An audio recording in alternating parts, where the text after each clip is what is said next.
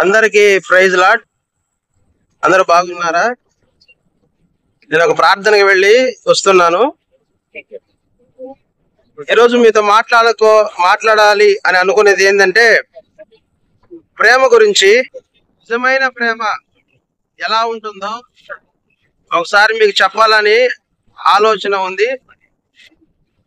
Bible గ్రంథంలో మొదటి పేతురు రాసిన గ్రంథము 4వ అధ్యాయం 8వ వచనంలో ప్రేమ అనేక పాపములను కప్పును అని రాసి ఉంది. ప్రేమ అనేక పాపములను కప్పును అని రాసి ఉంది.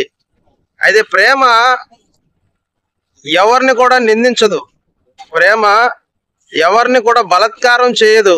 ప్రేమ ఎవరిని చంపదు. ప్రేమ అన్నిటిని సహించి అన్నిటిని ఓర్చి అన్నిటి కోసం ప్రేమించిన వారి కోసం మరణించేదే నిజమైన ప్రేమ. ఈ వీడియో చూస్తున్న మీరు ఎవరైనా సరే ఇలాంటి ప్రేమ లోకంలో ఎక్కడ ఉంది చెప్పండి? నిజమైన ప్రేమ ప్రభు అయిన యేసు మాత్రమే. ఎందుకు అని అంటే ఆయన ప్రజలందరి కొరకు ఆయన సొంత రక్తాన్ని కార్చి దేవుడై ఉండి మానవుడిగా కూర్చున్న ఆయనే నిజమైన ప్రేమ. ఈ లోకంలో ఏది కూడా నిజమైన ప్రేమ కాదు.